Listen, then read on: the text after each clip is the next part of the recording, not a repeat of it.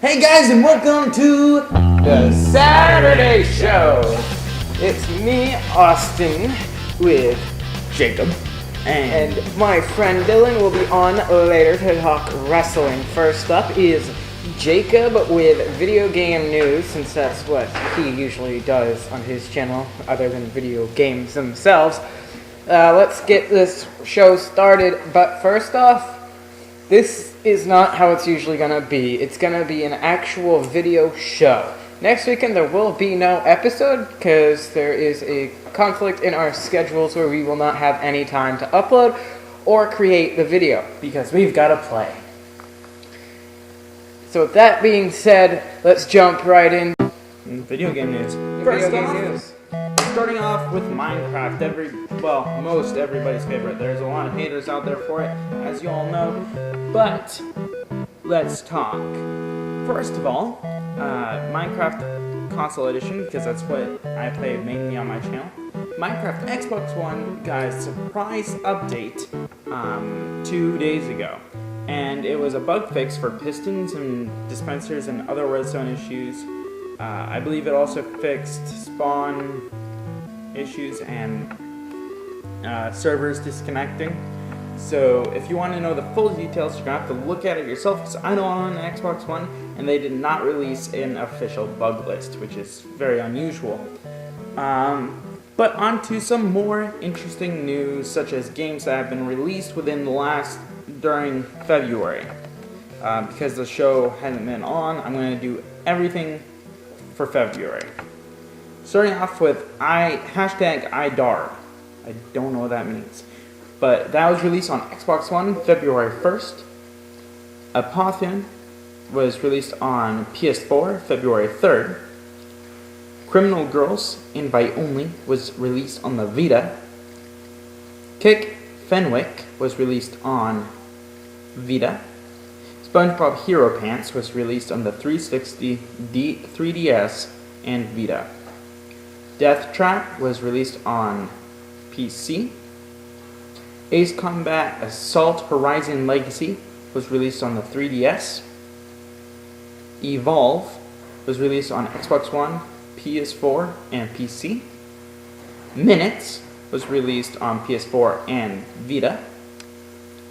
Super Stardust Ultra was released on the PlayStation 4. Unmechanical Extended was released on the PlayStation 4 and PS3. Hyper Dimension Neptunia Rebirth Part 2 was released on the Vita February 11th. Decay the Mare was released on PC. The Escapist was released on Xbox One February 13th. The Legend of Zelda Majora's Mask 3D was obviously, considering it says 3D, 3DS. Monster Hunter 4 Ultimate was released on the 3DS. New 3DS XL, that's a console that came out February 13th. Dead or Alive 5 Last Round was released on Xbox One, 360, PS4, PS3. Dead Rock was released on PC. Hand of Fate, Xbox One, PS4, PC. Pillar was released on the PS4. Total War Attila was released on the PC. Frozen Cortex was released on the PC.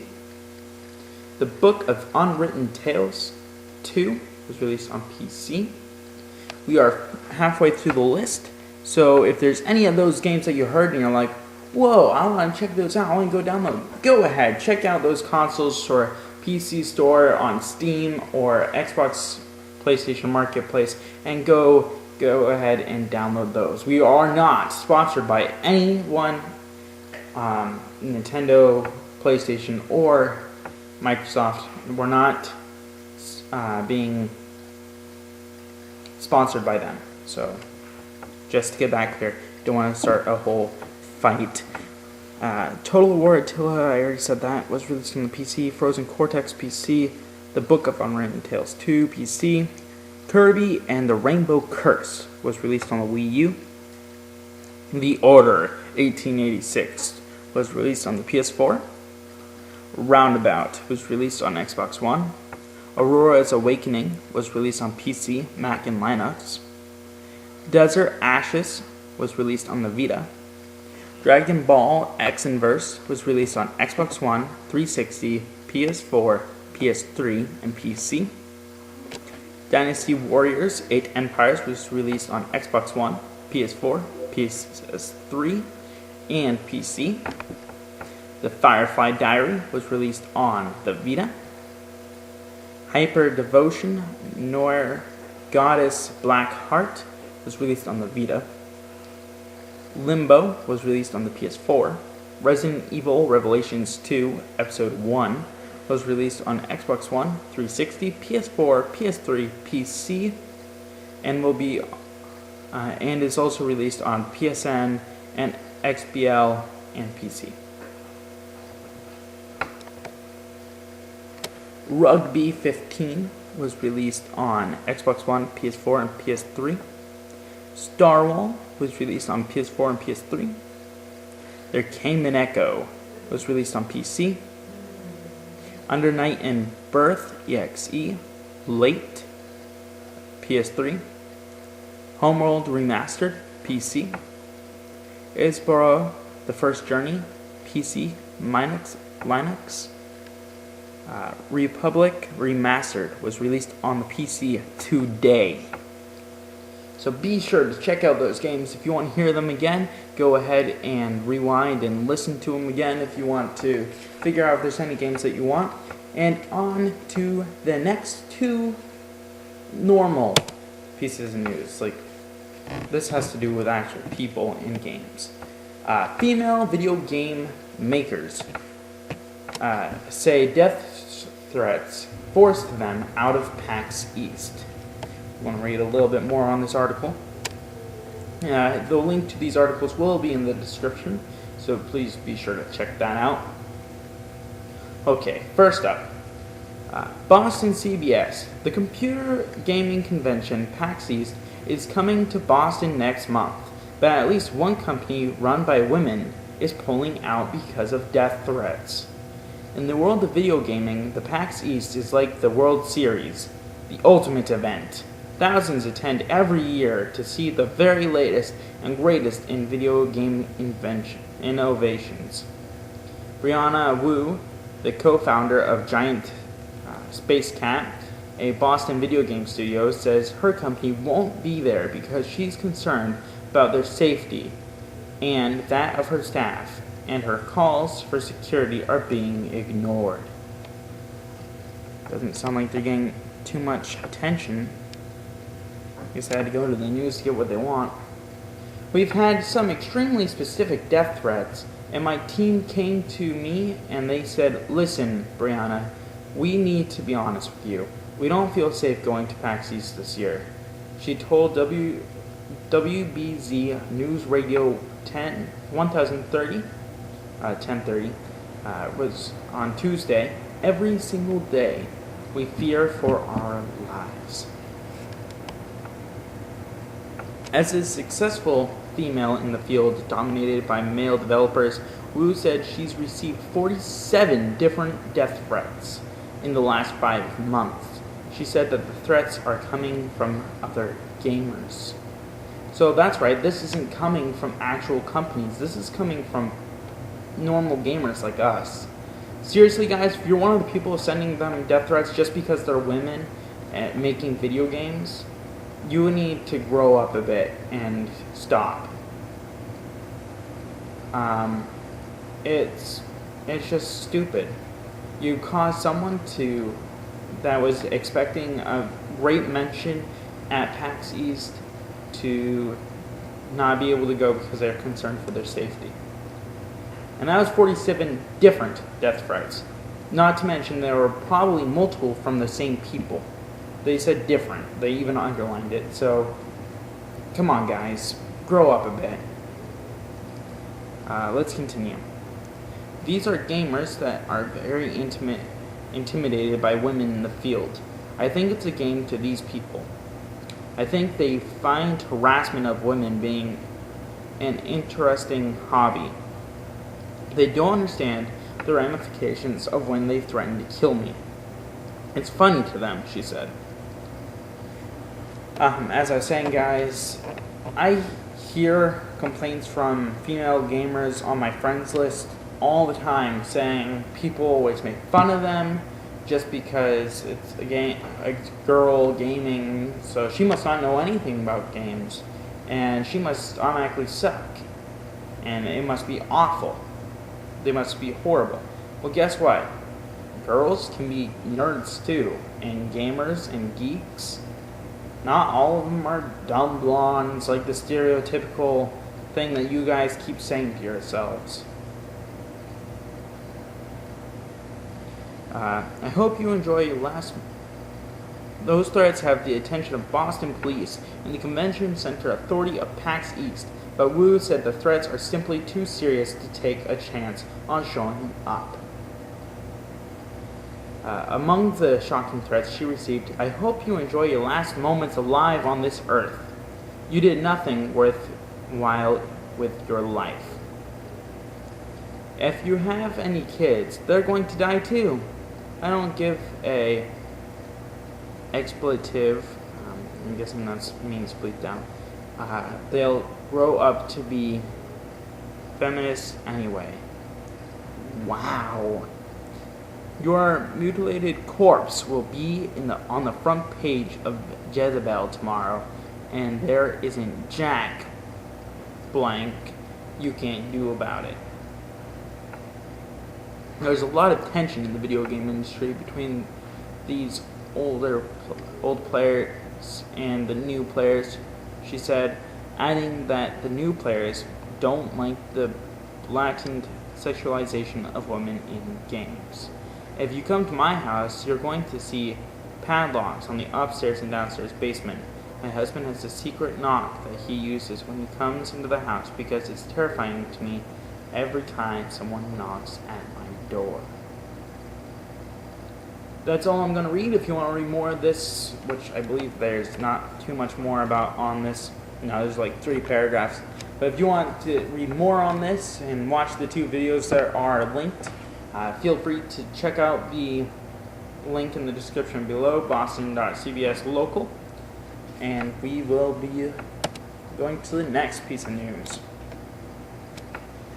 This one's going to kind of shock some of you guys, and we're not sure if this is official or not, so take it with a grain of salt, but it appears to be. So here we go. Kanye West is building a video game in which you help his late mother get to heaven. That's right, because of his mother's death in 2007, he has decided to make a video game in which the player is trying to help her get to the highest gates of heaven, avoiding obstacles. I'm guessing it's going to be kind of like a puzzle game, kind of like a doodle jump or something like that, where you're trying to get as high as you can go. And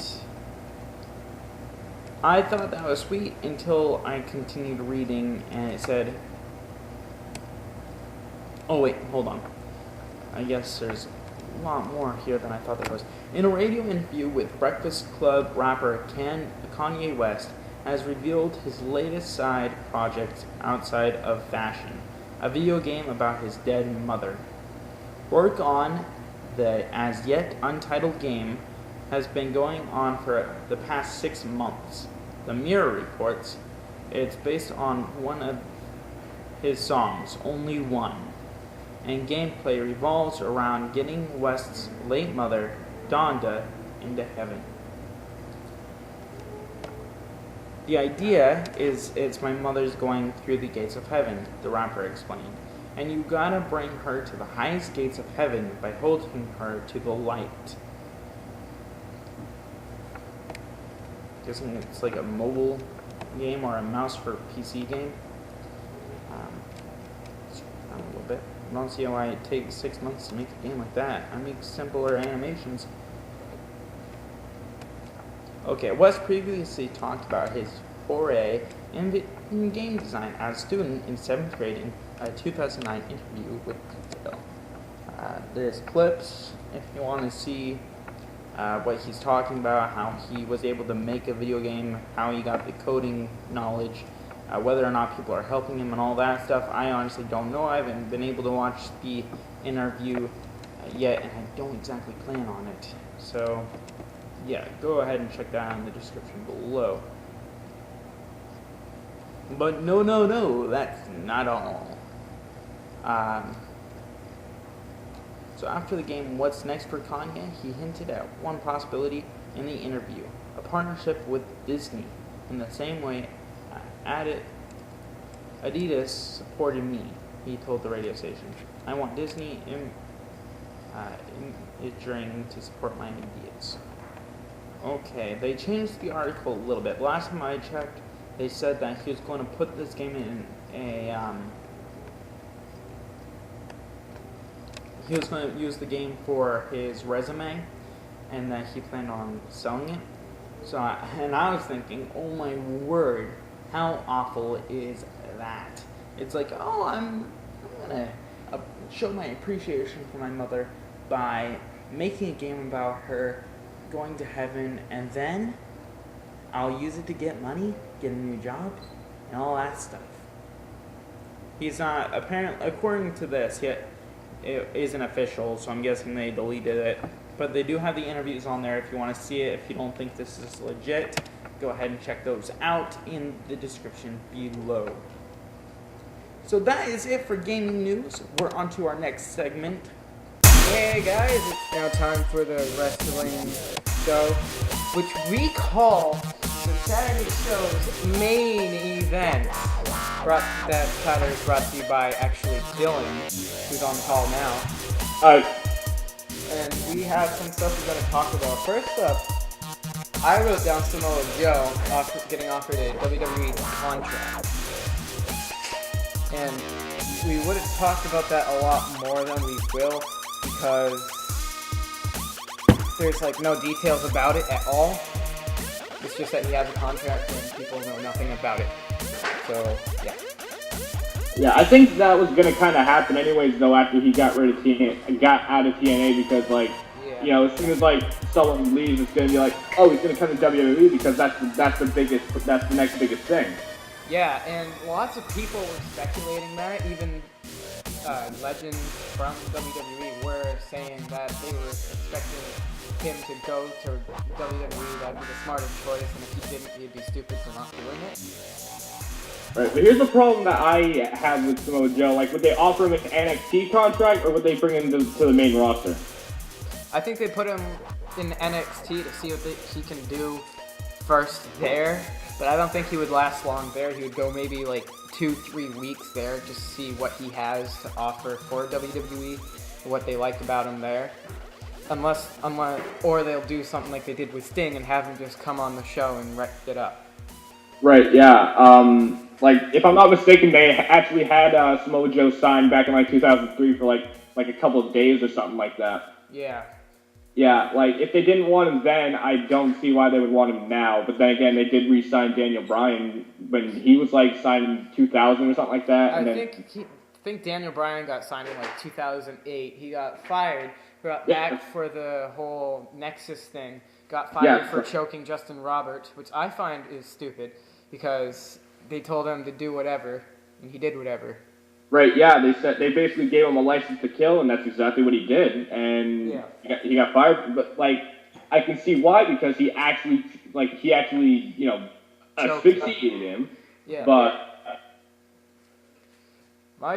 the only thing is that they didn't say what he can't do. They just said what to do. No limits. So. Yeah, they could have clarified that. So that's kind of on WWE's part, not his. Yeah. So next in the notes is Rey Mysterio finally getting released from WWE. What do you think about that?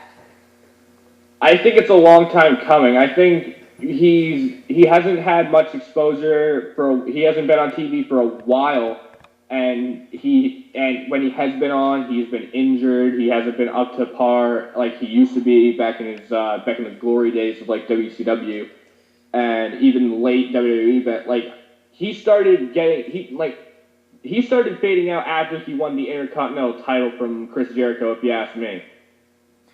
Yeah. Plus, Yeah. this past year, he has been wanting to be released from WWE, not cashing in his checks for the past, 10 months, I believe, probably more. And he was probably used once over the past year on TV, if I remember correctly at all, but that's probably wrong. Yeah, they did have him on SmackDown a couple times, if I'm not mistaken. I feel as if I've seen him on SmackDown earlier last year, but I really can't be for sure about that. Yeah. Because he shows up like Brock Lesnar does at this point. Yeah, Brock is a pay-per-view only guy, which I can understand because the guy is a beast, and why would you have the biggest, baddest guy on the show every week? That makes his, reign much less special. Right, it gives him a lot more credibility. Yeah, only appearing those nights, not knowing much about his opponent unless it's like John Cena, everyone knows. Suplex him, he's dead. Right, yeah. John Cena's track record against Brock Lesnar, since he's returned, he's won against him once. The other 3 times, he's lost. Yeah. Yeah, since Brock Lesnar's come back, I think it's been one of his greatest runs as a professional wrestler. Unactive or inactive, barely, but still, I really like what he's been doing since he's came back, and I can't wait for WrestleMania to see him and Roman Reigns go at it. Yeah, so speaking of WrestleMania and Roman Reigns, what do you think is going to happen at WrestleMania? Do you think they're going to have Brock Lesnar get beat by Roman, or do you think Roman will lose and Brock will leave? Actually, I don't know what's going to go on because I originally wanted a triple threat match with Daniel Bryan, Roman Reigns, and Brock Lesnar. I thought about it, and what came to me was, yes, it did happen before, but I still like the idea of it because it makes everyone happy. And what I wanted to happen was I wanted it to be Roman Reigns going in as a neutral face, Daniel Bryan going in as the over face, and Brock Lesnar going in as the dominant heel. They would all go in, have a hell of a match, and what would happen is Paul Heyman would screw over Brock Lesnar and make Roman Reigns the new Paul Heyman guy, which I think would be the smart thing to do because, let's face it, Roman Reigns' mic skills aren't exactly that good, and if you throw a guy like Paul Heyman on him, you're going to make him look like gold, and that's what WWE wants. But what I would have had happen is Paul Heyman would have screwed over Brock, and Roman Reigns would have been revealed to be the next Paul Heyman guy, and then Daniel Bryan would have capitalized and would have won. And what would have happened is I wouldn't want Daniel Bryan to walk out the champion. I would have wanted Seth Rollins to cash in at the end of the night because what's going to happen is Brock Lesnar would have just gone on a wrecking spree and just wrecked everyone in the ring. Seth Rollins would come in and cash in, which would lead to Seth Rollins and Daniel Bryan at Extreme Rules, which would also segue to Roman Reigns with Paul Heyman against Brock Lesnar at Extreme Rules, where Brock Lesnar would lose and leave. But with this, now that it's actually just a singles match, I gotta say I think my hands are tied because I think Brock is gonna leave, and that basically says Roman's gonna win. Yeah. I want to see Paul Heyman turn on Brock Lesnar and have Roman Reigns be the next Paul Heyman guy. And if that happens, Paul Heyman and Triple H are still friends on the show as a storyline thing. So, with that being said, that would make Roman Reigns and Seth Rollins on the same team again, and possibly a new Shield form with Seth Rollins, Roman Reigns, and whoever else wants to be with them there. Like J&J Security, probably not. But Big Show, if he doesn't turn face again. Right, you got to be careful with that. If you think about it, in the long term, they could be building up for a Shield reunion. Long ways down the road, they might get Dean Ambrose to turn on the fans or whatever and join the Authority and buy into success, just like Seth Rollins did. And then the Shield will be united, have the strongest heel faction again, and dominate the WWE and turn back face and get rid of the Authority. I would like to see that, but the only thing about Dean... what were you going to say, Tom? The only thing with that is that it would be a much longer reign for the Authority, and I think that if anyone should end it, it should either be the Shield or Sting. Yeah, definitely. But the only thing about Dean is we don't he is good on the mid card where he's at right now, feuding for the Intercontinental title, and I really wouldn't want to compromise that for a while, unless like some guys from NXT were brought up like Adrian Elder or Sami Zayn, and then you could have Dean do the Shield reunion. But until then, I say keep him in the mid card to help boost up a little bit because he's one of the most over guys right now. And if you throw the Intercontinental title on him, it's going to mean a little bit more than throwing in a Bad News Bear who's really not that over now. Which I don't know why. Just like everyone just kind of stopped talking about him. I think it was due to his injury and he was gone. Because when the gimmick first came out, Bad News Barrett, I thought it wasn't that great, but I like how he just delivered bad news and destroyed people. But once he came back, it was kind of pointless. Because we already knew he was getting the title back because he was Vince McMahon's puppy. Yeah, this is true. One more thing about WrestleMania, though. Undertaker and Bray Wyatt, you think it's going to happen? I think Undertaker will come out when Bray Wyatt calls him out at WrestleMania as like Undertaker's old school style, lights go out, appears in the ring, beats up the guy, and disappears again. To build up like a storyline to Undertaker's last match at SummerSlam or whatever. That would be probably the best thing to do for Undertaker's retirement. Right, yeah. Like, I actually had kind of what I wanted for Undertaker's retirement planned in my head, and it did involve a match at SummerSlam, but what I wanted to happen was I wanted him to come out at WrestleMania, but Bray Wyatt would have gone over and beat him. Undertaker would have came out the next night on Raw and would have said, I'm powerless now, the mystique of the dead man's gone, and Bray Wyatt would come out and basically make the Undertaker sell his soul. And Undertaker would team up with Bray Wyatt. He wouldn't be active, obviously, but he'd make appearances on Monday Night Raw. And this would lead to Kane seeing his brother. We're going to bring, I want to see the Demon Kane back. And this would see Kane kind of struggling a little bit with himself, whether he wants to be corporate or he wants to bring the demon back and say, to hell with the authority, I got to help my brother, in the storyline. And what would happen is, it would happen. He would turn back to the Big Red Monster and he would say, look, Bray, this isn't going to happen and you need to stop. And Bray would be like, okay, let's have a match again. Because remember, they did have a program back when Bray Wyatt first debuted on the main roster. And it would be Kane and Bray, but Undertaker would screw Kane over, which would lead to Kane basically saying, "Look, I know what you're thinking, and you don't you're blind. You're blind right now." And what would happen is a tag team match would happen after that, and it would be Undertaker and Bray Wyatt. Undertaker obviously wouldn't do much during the match, but Kane and Eric Rowan, because Eric Rowan would later segue into a feud with Bray Wyatt. Yeah. Basically, the student turning on the teacher, that kind of thing. Yeah. Even I would love to see Luke Harper do it instead of Eric Rowan, but we're going to go with Eric Rowan because he's the face, and Kane and Eric Rowan would end up winning after Sting interferes, and has the showdown with The Undertaker. And Bray Wyatt is going to be left hanging, and instead of Kane getting the point across that Undertaker is not who he used to be, it's going to be Sting, and the last match at SummerSlam for the Dead Man would be Sting and The Undertaker in a Buried Alive match. That would be probably one of the greatest matches of current history.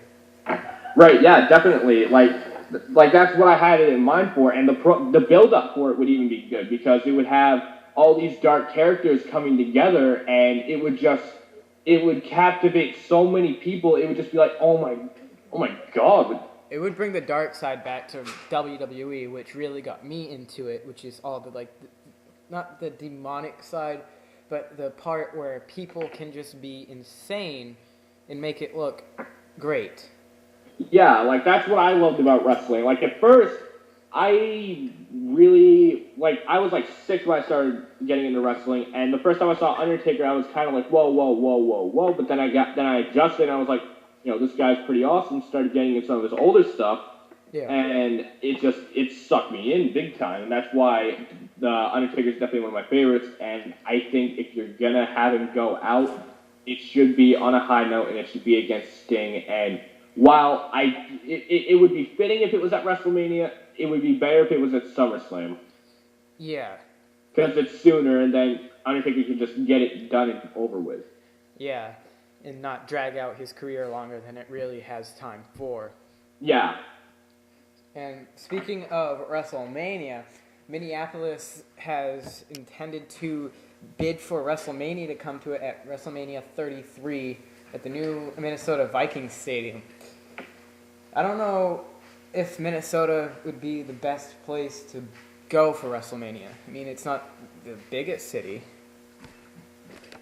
Definitely not. I think if you want a really good WrestleMania venue, it's got to be at a wrestling town. Don't have it in Memphis, though. Do not have it in Memphis. Memphis is going to be the hardest place to put WrestleMania because those fans are the hardest fans you will ever meet. The Southern fans are die-hard, I'll kill you fans. Yeah, So because back in the day, WCW was South, and they got that mentality because WCW was their turf, and they wanted WCW to take over the Yankees up north in the WWE. Yeah. But obviously, we both know that didn't happen. WWE bought them out. Blah blah blah blah. Yeah. Prolonged story, we all know. And I think if you're gonna have WrestleMania and you want it to be successful, like I said, it's gotta be in a wrestling town. I would have it in Philadelphia, maybe even Chicago. Philadelphia is also mentioned as a contending city for WrestleMania 33 as well. Yeah, I think that's where it should be. Yeah, Philadelphia and Chicago, definitely the next WrestleMania next couple should be there. Yeah, definitely. Because that would be great. It would be one of the most intense things. Yeah, if you give the right matches and the right build-up, then yeah, you're gonna have a hell of a crowd, a hell of a card, and quite possibly one of the best WrestleManias ever. Yeah. The Philadelphia fans are probably the best wrestling fans you'll meet next to the Chicagoans. Because the Philadelphia guys are the insane guys who will do whatever it takes to get their guy to win. Yeah, definitely. And that comes back to the ECW days. And another thing about WrestleMania crowds, New Orleans actually surprised me as a good crowd. Right? I really did not see that coming. Like, I wanted WrestleMania 30 to be where most of the decade ones, like 10, the original one, 20, where I wanted it to be in New York, but because 29 was there, couldn't happen. But New Orleans, I really didn't see that coming, and I kind of went into watching WrestleMania with reluctance, and I'm just like, wow, this crowd was awesome. Yeah, the finish of last year's WrestleMania was probably my favorite finish in recent memories because having Daniel Bryan win that match that way was beyond perfect. Because when he got put on the stretcher, I did not think he was going to go back into the match. I thought he was done for the night. And then the way he took out Steph and Triple H, I was like, he's definitely going to win now. Right, yeah, and that was definitely the intensity of that match, the build up for that match that went even back to SummerSlam of that season, I'll call it.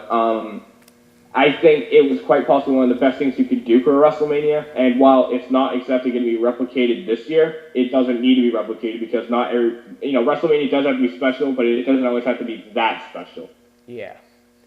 It can deliver, but that went over the top with deliverance. Yeah. One thing that really bothers me about WrestleMania now is that they're not doing the creative signs with the Roman numerals. They're just doing WrestleMania. The signs are really boring now. Because all year leading up to this WrestleMania, I thought they were going to reveal a new WrestleMania sign other than the play button. And I was so disappointed. WrestleMania 30 sign was my favorite by far. It was definitely one of my favorites, but by far, I have to say my favorite was 25. It captured... Yeah. 25, I think 25 and then WrestleMania 30.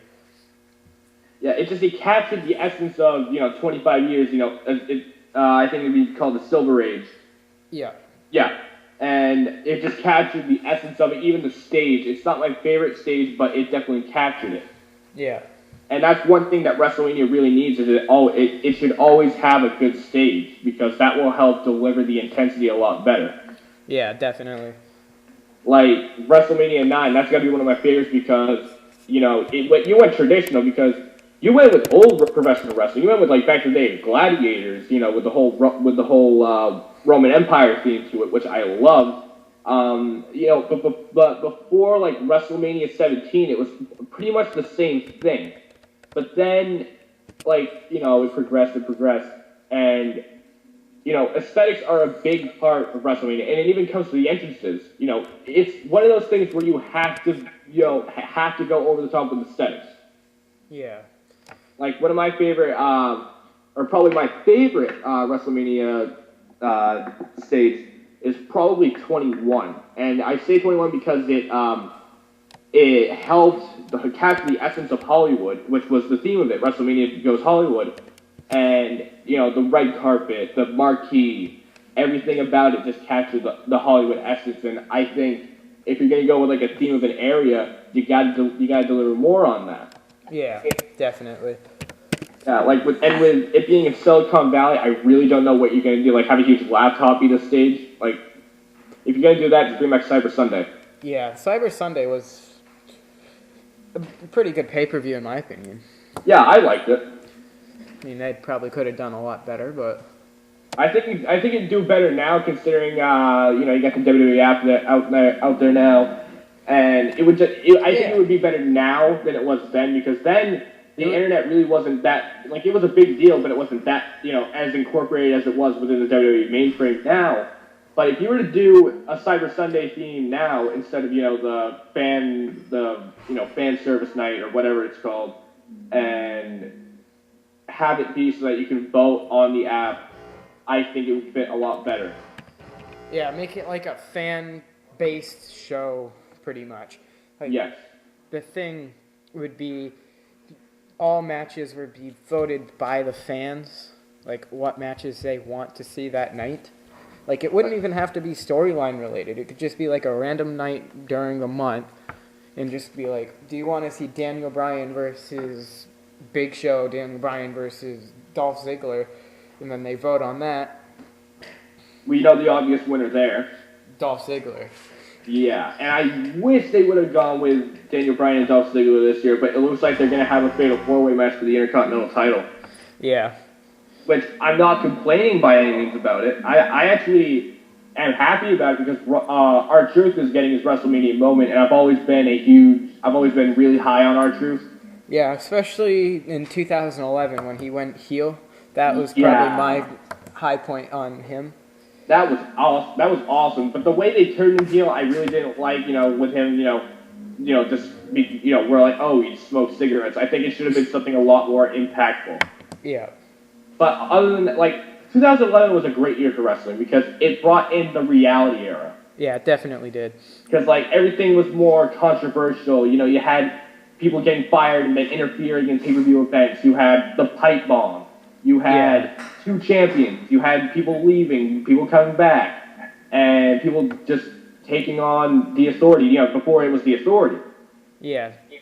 And I just think 2011 was the best year for wrestling as far as the 21st century goes so far. Yeah, I definitely think so too. Well, anyway, Dylan, we're going to have to go now, so nice talking to you. Yeah, nice talking to you too, man. All right, talk to you later. Bye. Yeah.